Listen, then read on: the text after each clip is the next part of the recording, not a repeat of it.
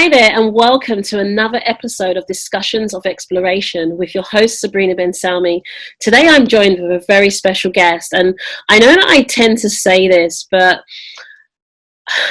I had to really pace myself because Harun has been in our lives for many, many years. Harun, please introduce yourself to my listeners and viewers, and then we'll delve into the conversation. But So Harun Rabbani is my name. I have been in the field of self-development, personal development, transformation since 1999. I say 98, I should say. I say that, but actually no, it's been longer than that. Since I was 16, I used to do martial arts. I was a kung fu, Laogai kung fu student from the 1984 actually. When I was 14, so yeah, I'm that old. Doesn't look like it, I know, but I am. And so here's what happened. Our kung fu classes got bigger and bigger, and it was adults and kids mixed. And then one day my sifu, my kung fu teacher, he says to me, Harun, can you look after the kids? And I'm like, no, I want to train. No, but you look mean and they'll listen to you. And I thought, all right, okay, I'll tell you what, here's what I'll do. I'll train them. So he'd do his classes and I'd do the ones with the little kids. It started off with about 5 or 6 kids, and I would train them so hard. I wouldn't punish them, I'd just train them hard that they would be in tears, literally. Following week, I thought they'd never come back. I can go back to my training. Following week, they would come back and their siblings would be there. The reason why, the parents thinking, oh my God, my child slept so well all week. This kung fu stuff must be working. So the classes got bigger and bigger. So actually it was self-defeating, me trying to train them that hard. So that's when I started personal development, but a lot's happened since then, which I can tell you about later on maybe. Absolutely. This is a bit of a Pandora's box. You know, Harun came into my life when I was just watching in awe of the people that he was surrounded by and talking to. So I just had to have Harun as a guest on the show, and I was really made up when he said he was willing to do that, because I know you're super busy as well. And I wonder if you can share with the guests the topic that you would like to discuss today.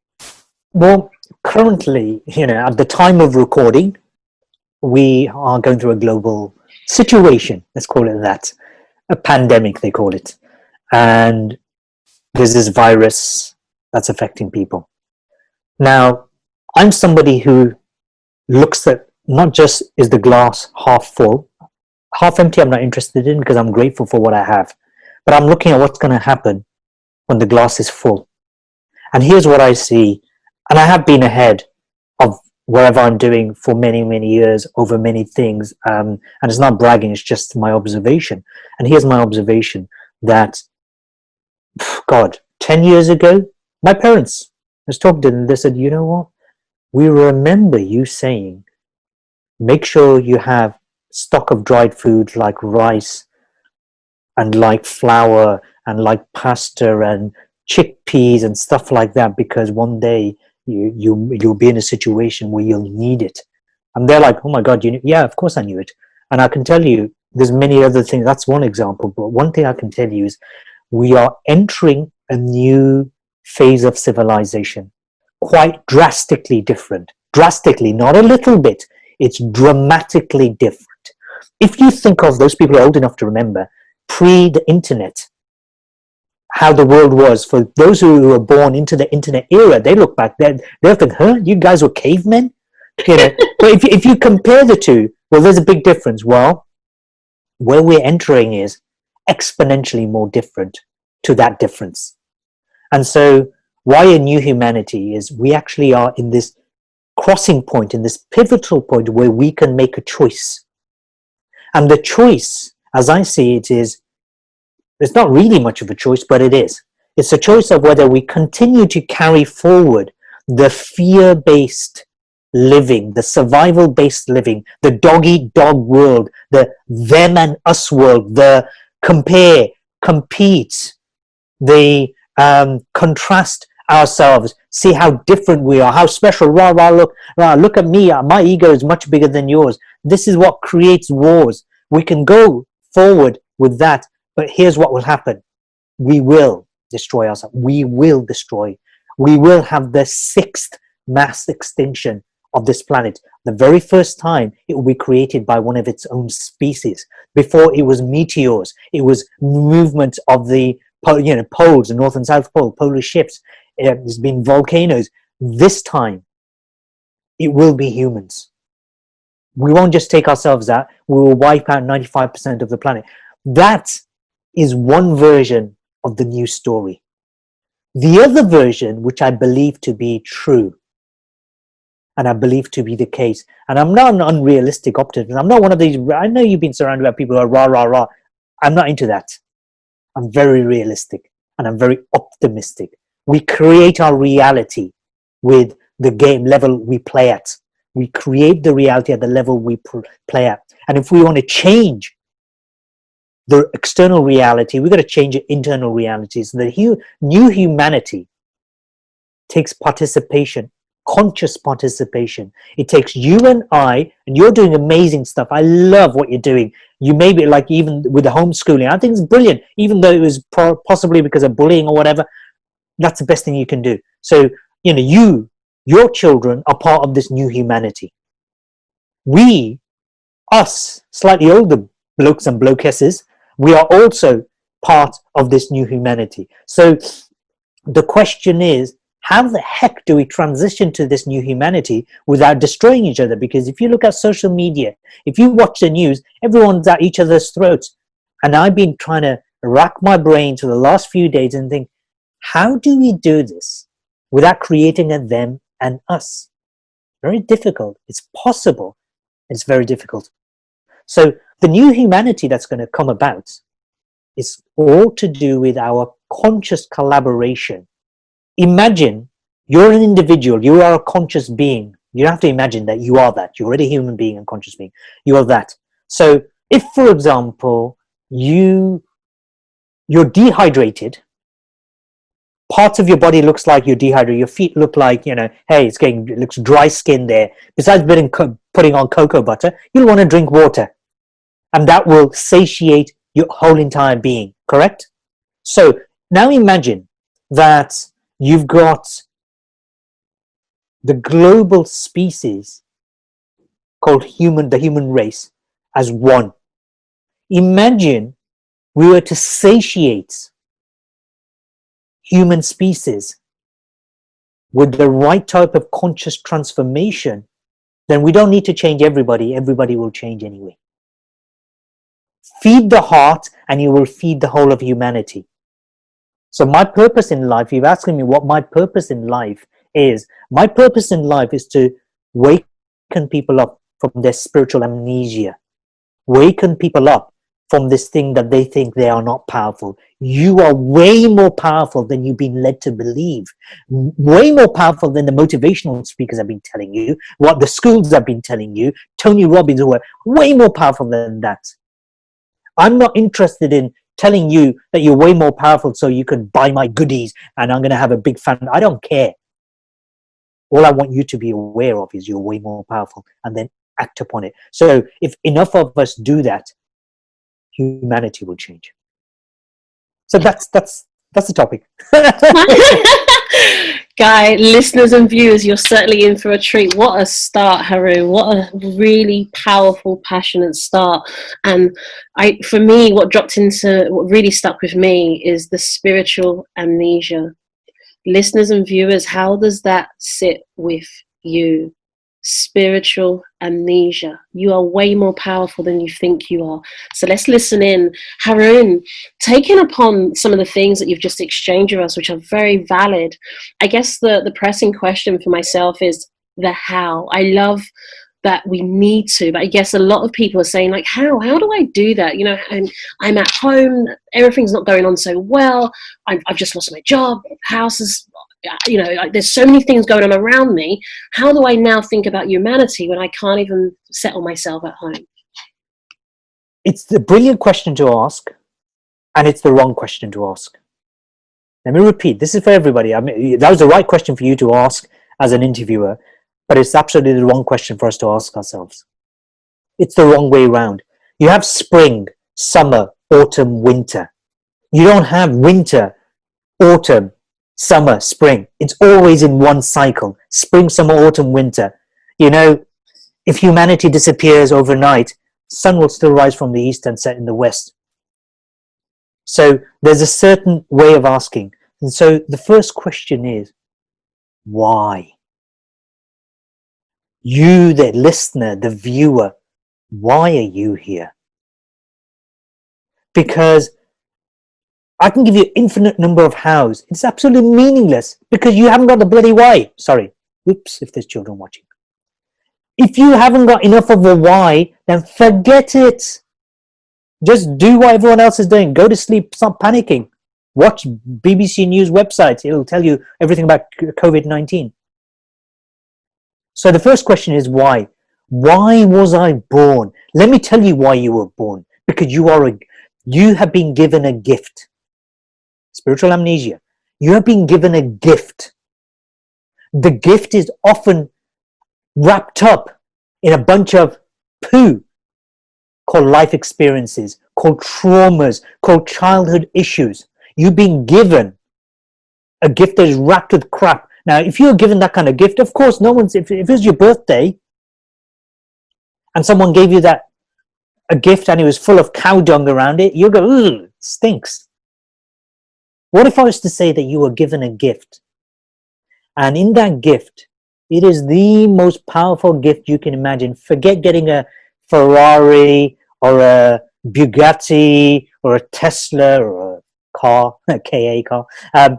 Forget any of those. Forget getting your mansion. Forget winning the lottery. Imagine this gift is the most powerful gift you can ever possibly imagine. All your dreams were to come true. Now, to get to that gift, you have to get rid of the wrapping. And what is the wrapping? It's all the crapping that you've received in your life from the very beginning. Here's what happens. You were born perfect, not in a state of sin. Let me take my glasses off. I don't need to read anything. Not in a state of sin. You were born in a state of perfection, absolute pure innocence. And your mother and your father loved you, hopefully. And so at one point, you were learning how to stand up and then walk. And you fell back down. And you know what your mother did or your father did? They said, well done, you're beautiful, you're amazing. Come on, you can do it. And you fell down again. They said it again. And they said it again. And you did it again. 11,000 times on average, says psychologists. 11,000 attempts you make to stand up and you fall. Stand up and fall before you can walk. Can you imagine? My oldest son's name is Hamza. So can you imagine when he's had 5,000 goes? I say to him, you know, son, you're 18 months old, 5,000 attempts. It's walking malarkey. It's overrated. It's not for you. No, I encouraged him. And so what happens? You walk. Parents can't wait for you to talk. So as a father, of course, I want my sons to Abu first, which means dad. Mothers want to say Amma or Mum or Mummy or whatever, or Mommy, depends on which part of the world you're in. You want to hear that? My son says Abu, by the way, just to let you know, that was the first words. You want them to talk. But as soon as they start running around and walking and talking, you can't wait for them to sit down and shut up.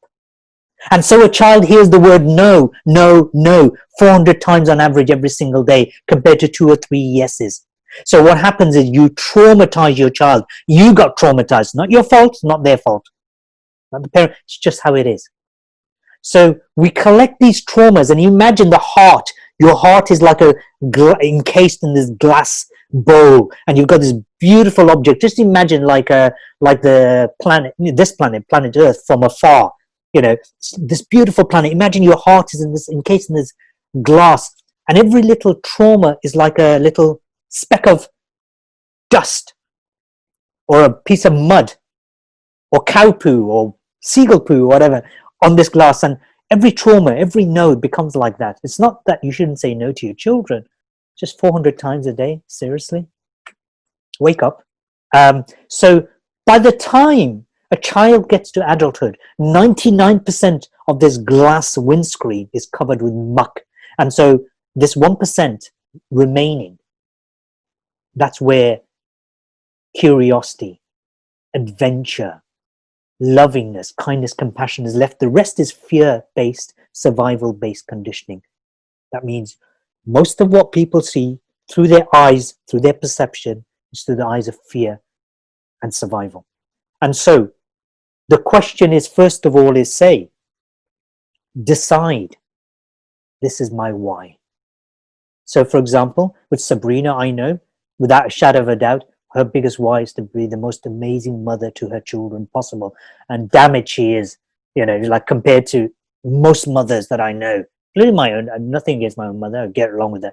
One of the most amazing women in the world. I'm not saying it because you interviewed me, right? I know, you know that to be true. So that's one of her big purposes. But you need as many as possible. Why should you create a new humanity? Why should you change? Because unless you've got enough whys, not one why, unless you've got enough whys, guess what will happen? Imagine you want to go running for the first time and you don't have enough reason to run. You're going to go running and you get a little injury and you're going to give up. This is what happened to me. I used to hate running. I did martial arts, but I did a medical test through my company and they found loads of cholesterol. Slim me, lots of cholesterol, doesn't make sense. So I started running on the treadmill. 5 minutes seemed like 5 hours. I hated it, but I knew I had to do it. And then one day my brother says, hey, why don't you join me for the Great North Run? I thought, oh, okay.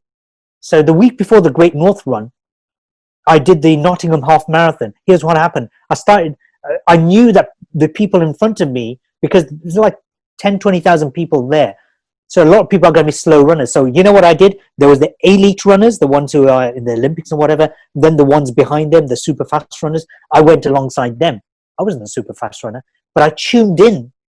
I went into rapport with them, tuned into their movement. For the first 10 minutes, I was running like a super fast runner, not quite elite, but I was just behind the elite. 10 minutes in, boom, my knee went. And for the rest so that would have been about 11 miles, I limped most of the race. 100 meters run and then 100-meter walk all the way through. I remember that race really well. Following Sunday is the Great North Run, and I'm in agony.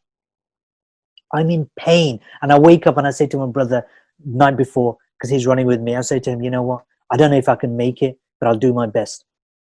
I was in pain, and here's what I did. I'd raised £450. This is in 1999, maybe, or 98. I raised £420 or something like that for national NSPCC, National Society of Preventing Cruelty to Children. And I thought, you know what? This is for the children. It's not for me. So this purpose became for somebody else. You see, when you make the purpose about others and stop being so damn selfish, then guess what happens? Excuses fly away. And you know what? My pain went and I did that half marathon and I didn't limp at all. And I can give you example after example, and I won't, that without the why, you can't move forward. So you need to have, here's my tip. Tip number 1, 100 different whys for anything you want to do.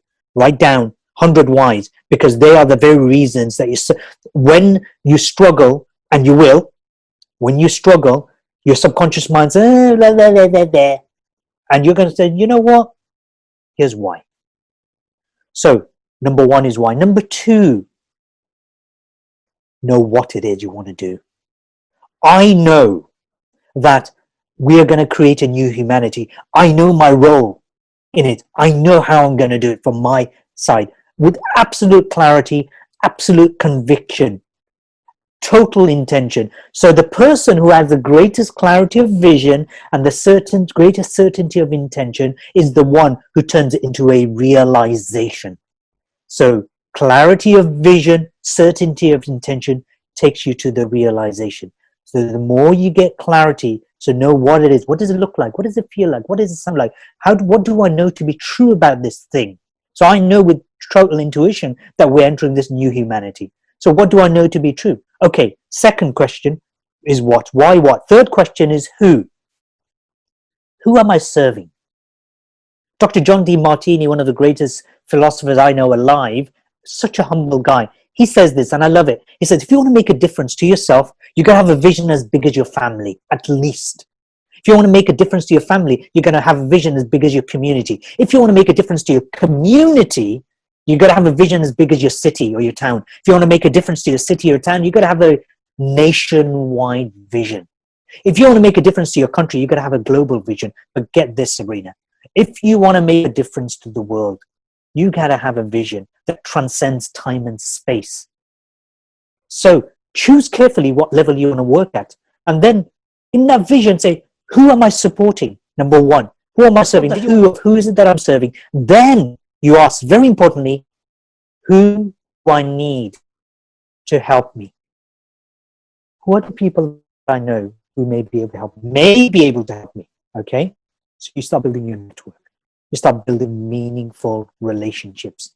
So once you know who, then you say, okay, where, and more importantly, when. Where you can do online, you can do whatever. That's easy, simple. What's the timing of it? So the new humanity, it needs to start unfolding now, because it is. How long will it take? It'll take about 10, 15 years before it's fully unfolded. It might be quicker, 10, 15 years. So once you know the why, the what, the who am I serving and who do I need, the where and the when, then you ask this final question.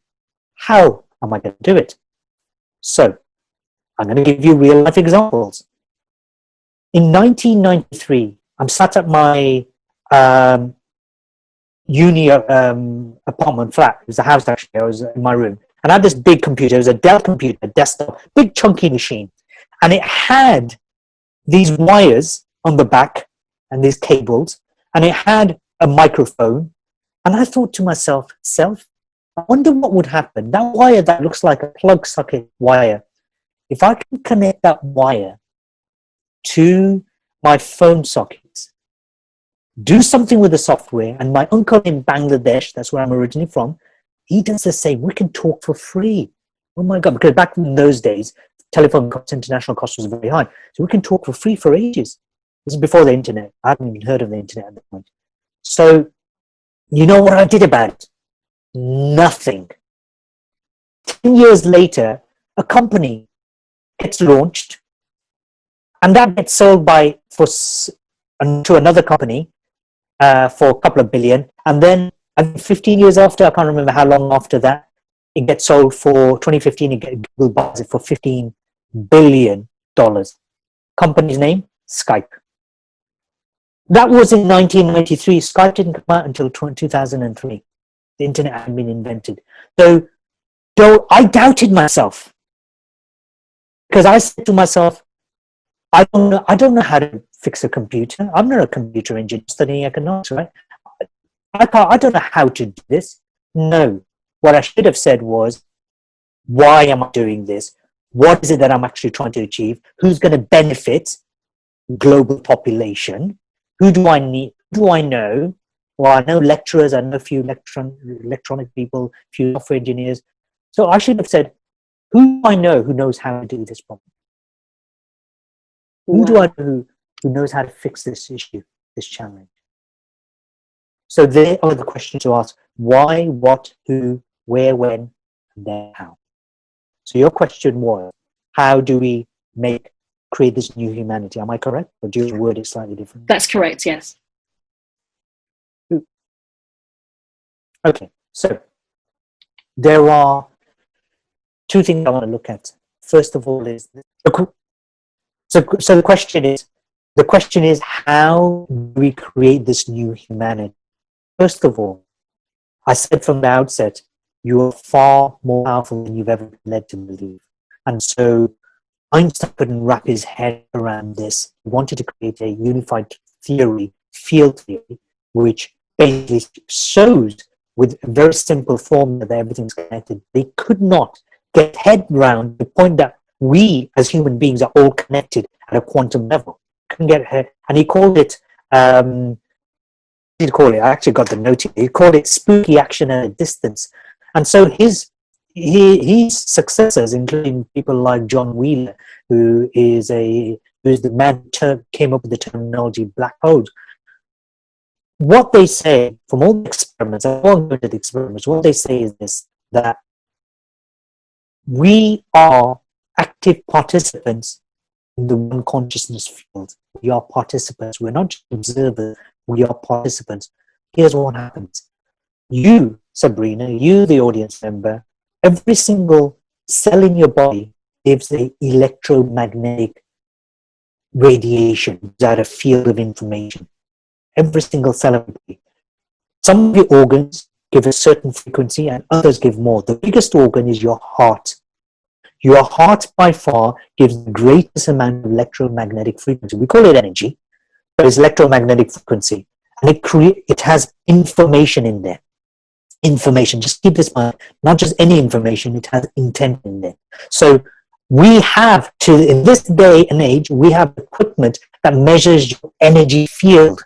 That means you're like surrounded by this field energy, which is yours. And it goes at least, with the equipment that we measure, it goes at least 12 feet away, which is about 4 meters away from your body, at least. Why 12 feet? Because the equipment can't measure anything beyond that. But I can tell you, like many of the scientists are saying, actually, it's infinite. But let's just call it 12 feet. So you have an energy field. Your son has an energy field. Your daughter has an energy field. Your partner has an energy field. We all have energy fields, and we interact with each other's energy field. Here's an example. Have you ever gone into a networking event, Sabrina, maybe, and meet someone and you go, they haven't said anything, they don't do anything, you go, don't like him, don't trust him. Or you meet someone else, you go, I really like this person, they haven't said a word yet. Have you ever had that? Absolutely, 100%. That's your intuition picking it up. That's your intuition picking up their energy field. And so the reality is, if you were to look at the stars with optical lenses that are out there, you will see that the stars are separate, distinct units. But if you use those using electromagnetic waves, not light, as a way to capture the imagery of the stars, they show up that it's a web out there, a web of information with where the stars are. When you get a web, you get spider's web, and they cross over at the crossover points, at the nodes are where the stars and the planets are. So if you look at the deepest, highest level of vibration, we are all connected.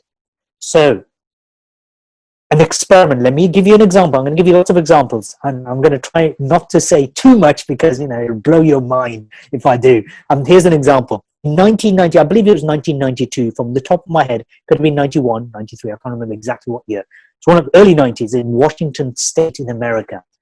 At that point, it was the most violent state in the whole of the US in the height of summer, bar nothing. There was murders and rapes and all sorts of stuff going on. So there was an experiment done by a quantum physicist by the name of John Hagelin, Hagelin. Type it up to Google, do your own geeky research. Don't believe a word I say.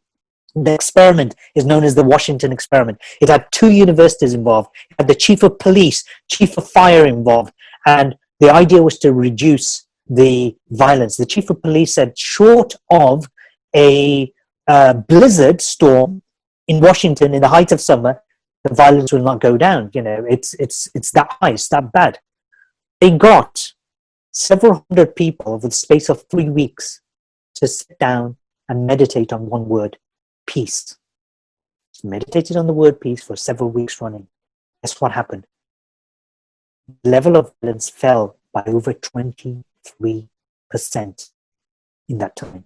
They weren't blurring out into speakers, but megaphones saying, "Hey, peace, peace, peace! Stop playing the peace, peace, calm down." They didn't say that. They just meditated. And so this experiment has been repeated again and again, hundreds of times, different parts of the world, including the Gaza Strip.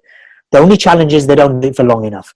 So what they found was, if you take 1% of any given population of the world, if you take 1% of that population and you take the square root of that population, so the population of the world is about close to 8 billion.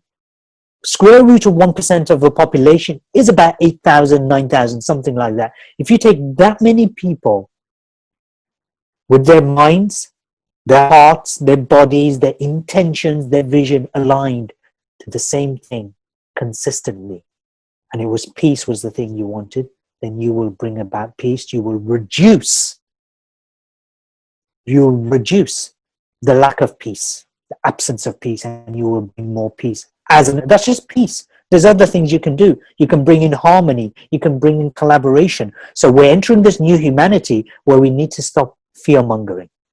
Stop getting scared, because being fearful only damages you. It damages others, but it damages you most. that, I mean, there's more house to it, but please ask away, otherwise it'll be a monologue rather Wow, than a dialogue. I'm enjoying this so much. Listeners and viewers, I hope you're enjoying the content just as much as I am.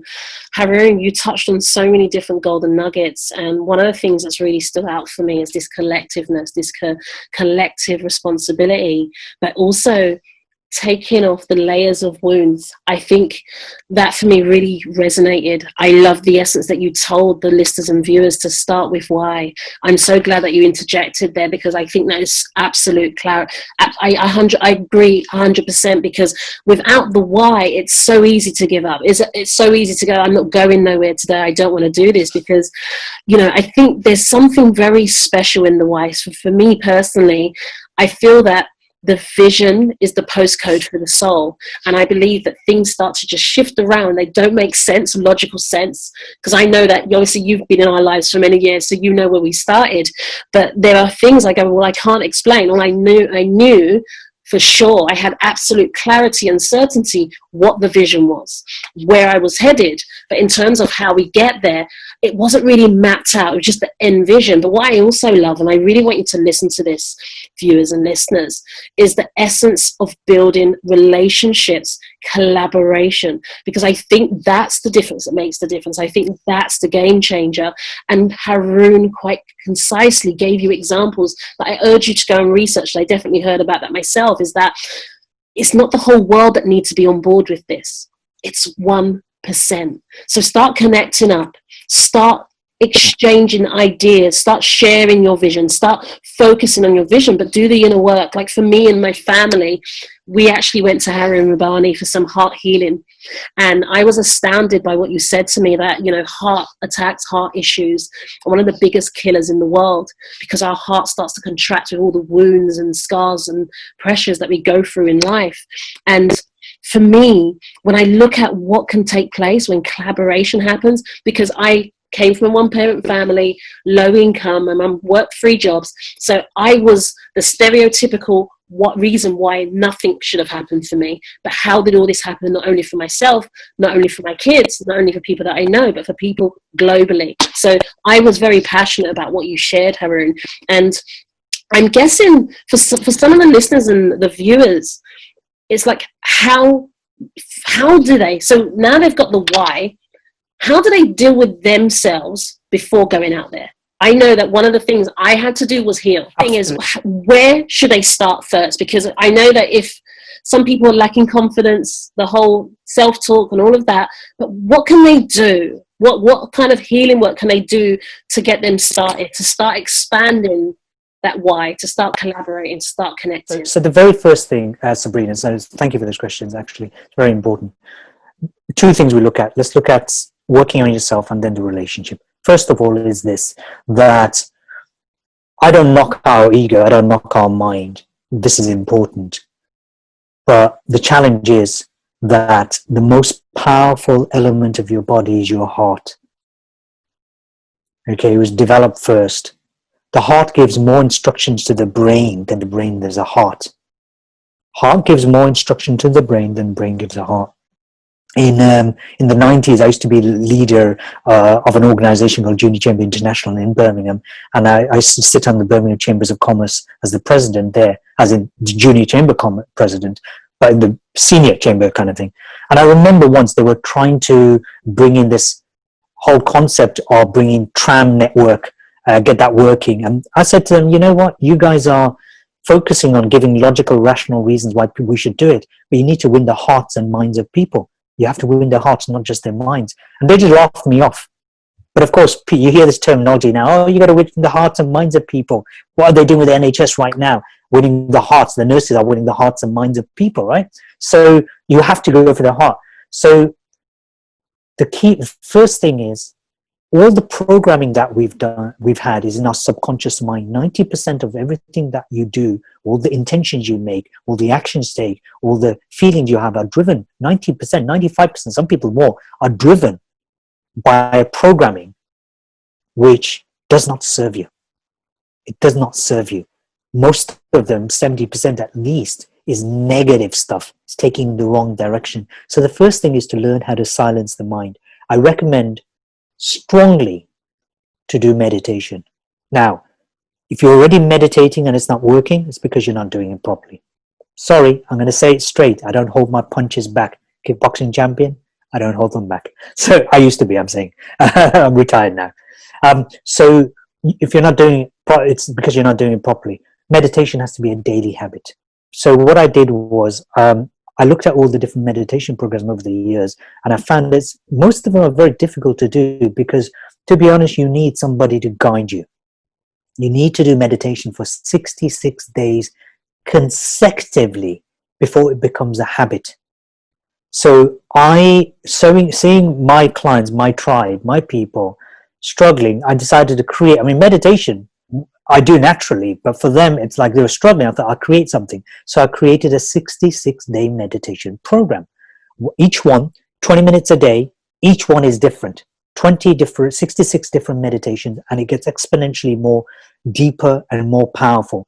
By the end of it, I thought, when I launched that product, online course, how to do this meditation, I thought at the end of it, people say, oh yeah, I like this one, I'll just do this one. No, they came back for round 2, round 3, and I think some of them are on round 4 now. So why do they like it so much is because I integrate meditation with healing. See, I can't heal.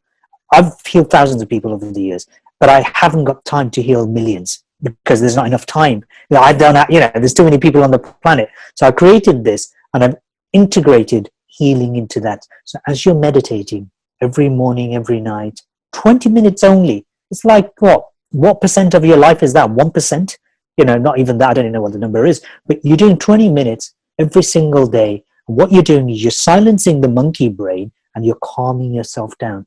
Because once you go past the traumas created by the inner mother and the inner father, who's created by your original mother and father or stepfather, whoever's surrounding you, once you go beyond that, you can start raising the inner child. Now, you've raised the inner child because guess what? They're happy, they're healthy, they're full of curiosity, they're full of vitality, and they live longer. So you've got there, that the inner child has been raised. So what we're doing with the meditation is, and the healing within this program, is to help them to get past those inner parents by starting to bring the inner child and let the inner child speak. Because most people think, oh, this is who I am. No, you're not. You are a version of your parents and your surroundings. You are a product that's not who you are. When you know who you are, you'll find that you're a happy person. You're grateful. You are thriving. It doesn't mean you're going to be a billionaire, because that doesn't define somebody. You're defined by the energy levels you're carrying and the impact you're having on people's lives. So 66 days. So if people want to do that, then, I'm sure you can put up a link, 66-day meditation challenge. And everybody who's done it has just transformed their life. It's $1 a day. I do charge. I've spent hundreds of hours creating it, so I'm going to have to charge for it. So $1 a day, you put it up front, 66 days, your life will change. That's one thing you can do, is to work on your mind. The other thing is this: relationships. Studies. I've got a book there called Connected. So I've got this beautiful book called Connected. It's called The Amazing Power of Social Networks and How They Shape Our Lives. It's not talking about Facebook and Twitter and YouTube. It's talking about our real life social networks. Let me give you a few stats. Number 1, the people around you affect your happiness. Your real life, the people, your family, which is your immediate social, you have layers, 3 layers. Your family, your friends, the people you're dealing with, they have effects on your happiness. Now, your friends have an impact on your happiness. Your friends' friends have an impact on your happiness. And your friends' friends' friend. In other words, Sabrina, you're my friend. People that I don't know who are friends of you, family, whatever, are affecting my happiness. There are people who are friends of theirs that you don't know who are affecting my happiness. 3 degrees. This is Harvard University and University of California, San Diego. Read that book. It's called Connected. It's a very geeky book. And basically, the 3rd layer of people, people who are your friend's friend, who I don't know and you don't know, affect my happiness to up to 6%. 6%. Let me give you context. They did a study in the 80s, and they took a bunch of people and they raised their salary by approximately $10,000, $12,000 which was, a lot of money, like today's money. These are people who are on decent wages. They've raised it up, and they measured their level of happiness, and they measured that the happiness only raised by 2%. So people who are your friend's friend have more effect on your happiness than you getting a salary raise. That's important. Second thing about social networks, real life social networks, is this. It means about real life friendship, where you're talking to each other, not somebody in Australia where you talk, on the phone every now and again, but you're actually talking together. You're real life people around you. People who are the most connected, up to 150 meaningful relationships, no more. It doesn't go beyond that. 150 people, that kind of level of relationship. Those people tend to be, A, people gravitate to them. B, tend to be the happiest. C, tend to be the healthiest. D, tend to be, I can go on. Those people who are on the opposite end, who got either low or no meaningful relationships, tend to suffer from depression, anxiety. They're the ones who also commit suicide. It is that serious. So suicide and depression is a social issue. It's not just a mental issue, it's primarily a social issue. So we have created a world, Sabrina, my friend. We have created a world where separation is the biggest thing. Politicians divide and conquer. People who believe in pharmaceutical stuff or people who don't believe in it divide and conquer. And that is what's destroying our planet. The new humanity is about building meaningful relationships. I don't want more than 150 meaningful relationships. I'm happy. I've been cutting away people from my Facebook. I'm not going to see that person. I want to build relationships with these people because I can build meaning into, and they can build meaning into mine. How do you know it's a meaningful relationship? Because imagine you are going through a super stress. It's 2 a.m. in the morning and you pick up the phone and you need to talk to somebody. They pick up the phone and I say it's to you and I say, Sabrina, I'm really feeling crap today. Really feeling down. Do you have a moment? And you'll say, oh, Harun, this is not like you to phone. Of course I do. You won't judge, you won't criticize, you won't do nothing. You're just there for me. That is the definition of a meaningful relationship. But no, we're all judgmental. We're so busy. What happens when it's your turn?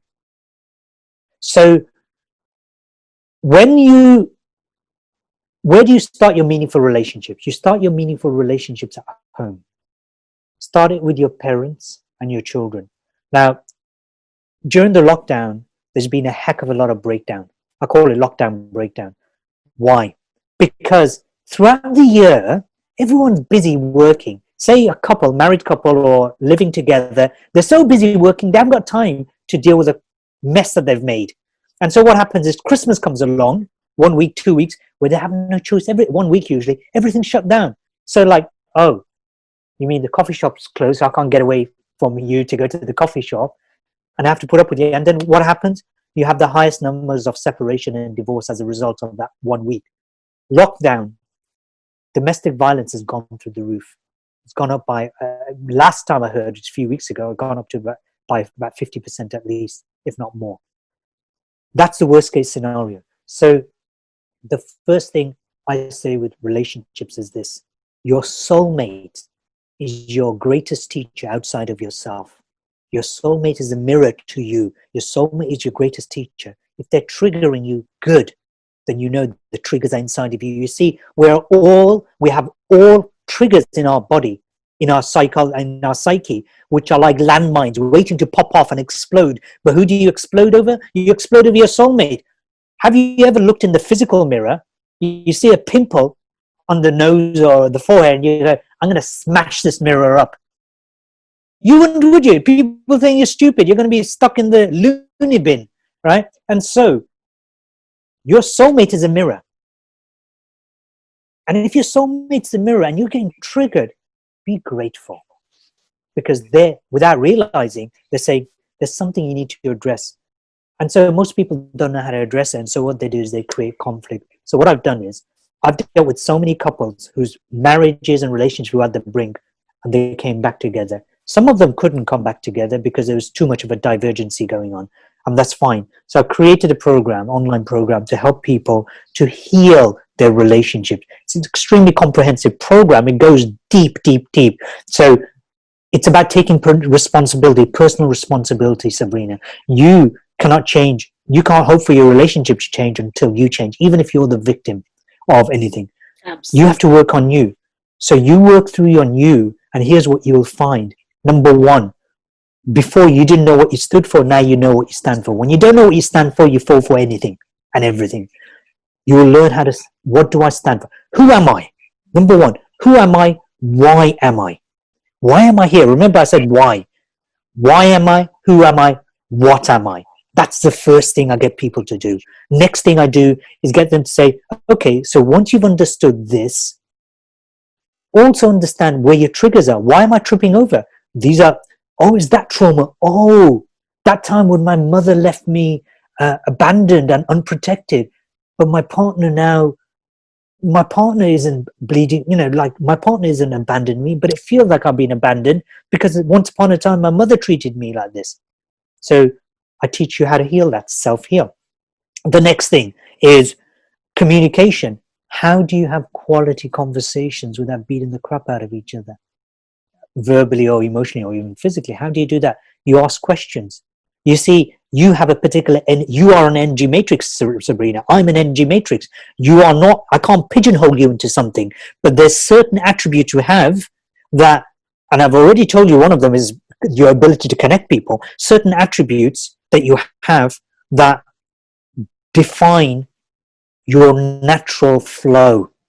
And so within this program, I teach people how to find their natural flow.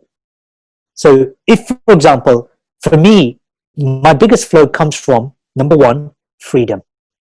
Freedom is extremely important to me. Anything that goes against freedom, my radio station, Untangled FM, stood for Untangled FM was Freedom Matters, by the way. Freedom Matters. My Wow. biggest thing, I didn't know what I know now at that point about freedom. And my biggest thing is I'm wood energy, it's all about freedom. But somebody else, there could be, their energy might be, I want to understand people. I want them to understand me. I want to understand them. They're driven by community. I'm driven by creativity. They're driven by community. Hello, how do we collaborate? Business? How do you collaborate in business if you're doing the same thing? We all want freedom. If you want freedom, I want freedom. We're not going to ever come together. I need people who, my soulmate will be opposite to me, which is like, how do we connect? How do I understand you, Harun? And how can I get you to understand me? And she'll be driven by family and togetherness. And I'll be driven by pioneering.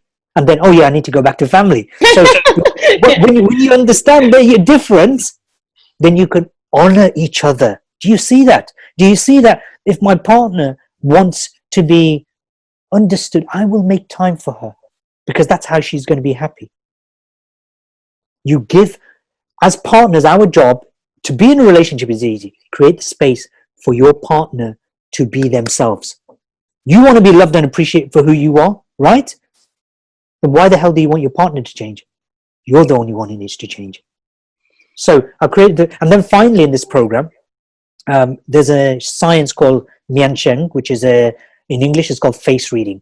So it's a 3,000-year-old Chinese philosophy practice where the doctors used to diagnose people. But actually, you can also look at someone's eyes and you start being able to understand how they think, how they behave. You can look at their nose, their shape, the Roman nose.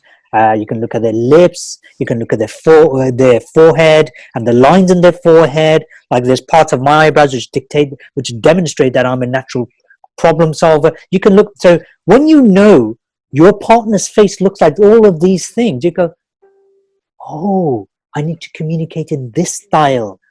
So it's a bit like, it's not like NLP, it's way more advanced than NLP. Let's say if you were to think in terms of NLP language, my partner's visual, okay, I've got to use visual language. This is way more advanced, way more deeper, and way more effective. Way more effective. NLP, good stuff. And so this is about saying, okay, this is who she is or who he is. And this is this is why I get annoyed when someone talks like that. It's not that they're trying to be nasty, it's just that they're talking a way that suits them and not the way it suits me. So the idea of this program, I call it relationship rejuvenation. It's all about building trust. If I take my phone and I connect it to the computer for the first time, it will say, do you trust this computer? If I say no, then it will not engage with each other. If I say yes, then the computer and the phone will act. Without trust, you have no relationship. Without trust, you have no communication breaks down. When communication breaks down, trust goes. You need both of them hand in hand. This program is all about building trust. It's all about building communication in a way that is highly, highly effective. It's like the pièce de la résistance. I mean, these are two. If I know that if I can help as many families as possible, many couples as possible, because they take that on board and they apply it, then for me, my job becomes easier, because I can then do the bigger things. Because these little things account. There's a saying. What was the saying? Something about little things. It's not that little things matter. I forget the saying. I've got to drop the saying now. Something about little things are everything. They're the things that count most. And we get annoyed by the little things and they accumulate and then they become big. So if I can get lots of couples and families, like you got an entire family there who can apply this, then I can transform. You imagine you touched 1,000 lives and you got your, how many, 20 kids, right? And you got your 20, and they touch 1,000 lives. How many lives am I touching through you guys? See, in this era, you gave me a t-shirt, which I absolutely honor to this day. It's upstairs. I'm not wearing it. It's a Superman t-shirt. And I asked you, why did you give me this t-shirt? I found it really nice, sweet, and everything. You said, because you're a superhero to us. Yeah. We're in a state of consciousness of humanity where we are all superheroes. We're all superheroes pretending to be Superman, pretending to be Clark Kent, Wonder Woman pretending to be Diana Prince, when actually we need to take off our outer layers and step into our tights on the outside and become Superman again, or Supergirl, or whatever. And so everyone has that ability, and this is what I'm doing. I'm handing over, saying, here you go, be that superhero to your life at the least. If not your life, for your family's life.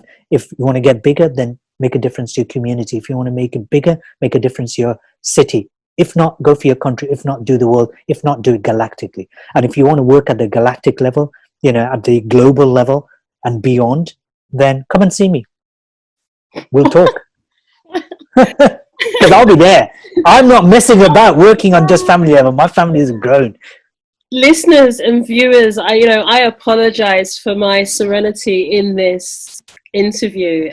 Harun is one of my very first mentors, and when he starts to talk, I just go inwards. I just listen and I go, okay, I've got to speak now. You have touched on so much. And for me, it made me realize why I'm doing what I'm doing. Like, I've always been very intuitive. And what I realized is when this situation started to boil over, I had to find a way to maintain that essence of me. I'm glad that you mentioned that, because you did identify that in me many years ago. The essence in me where I love to connect people, the essence in me where I have to be social. It's not a question of can I, maybe, not sure. It's a have to. I recognize that it's what keeps me alive. I love that interaction.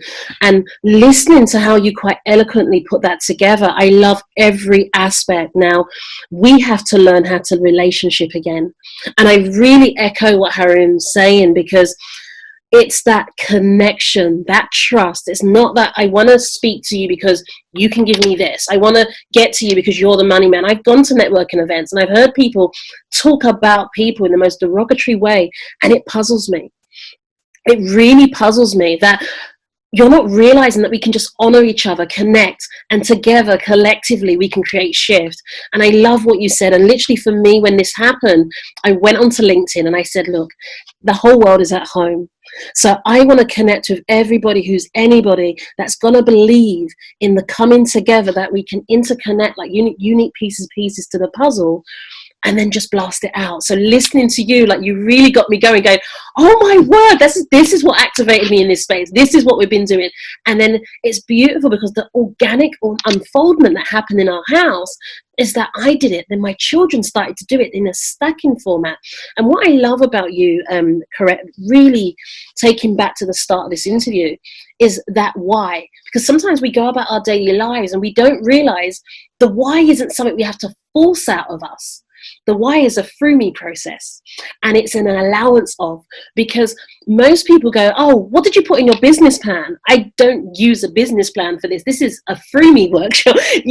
There's no business plan around the through me process. And what I realized, the reason we do what we do as a family is because we surrender to the allowance. See, and if listeners and viewers, if you really take heed with regards to what Harun's saying, is that when we start unwrapping the layers of the past, we're not creating something, we're revealing something that's always been there.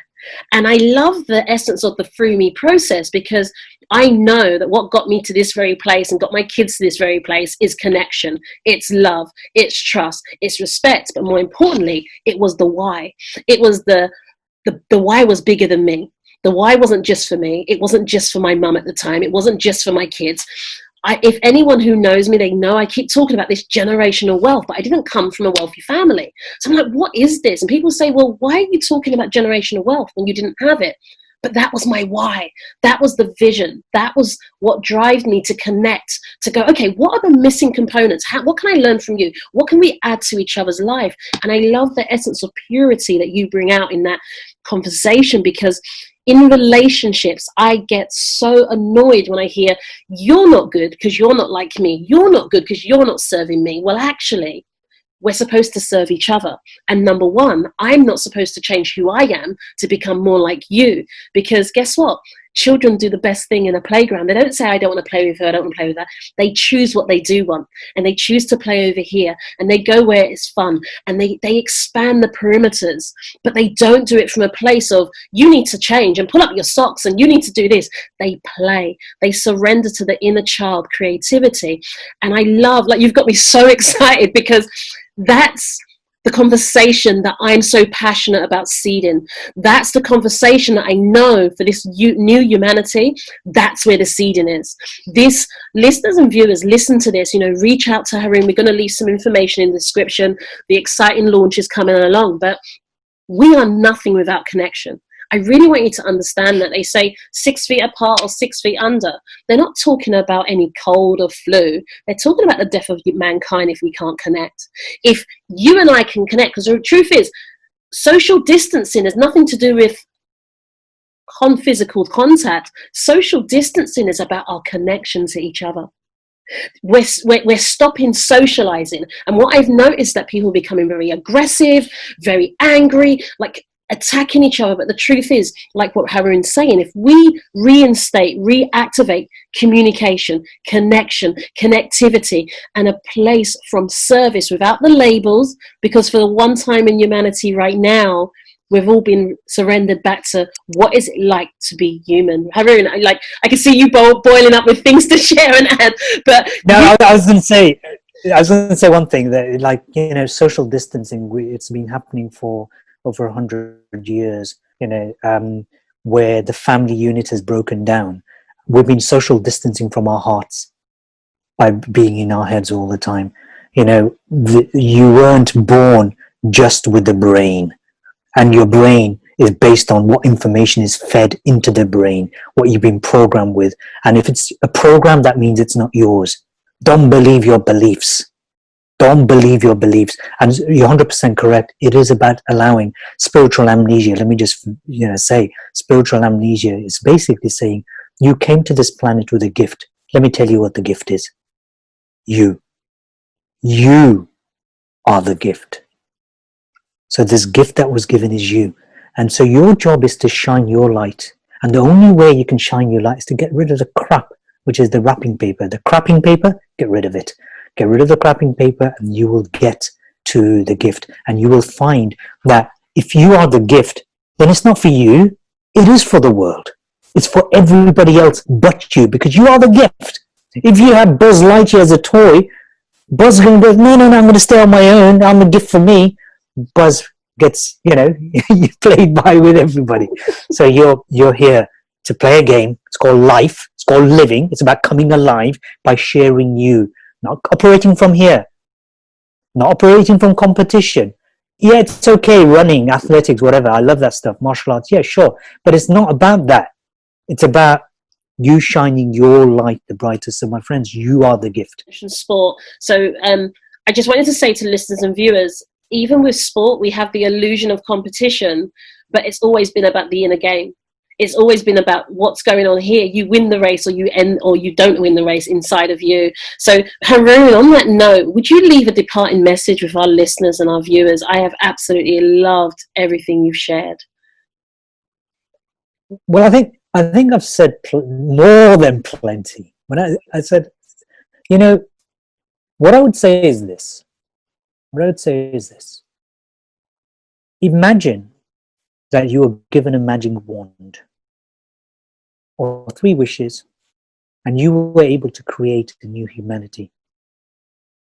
And you say to yourself, and you were the king of the world or the queen of the world. Here's what I would say.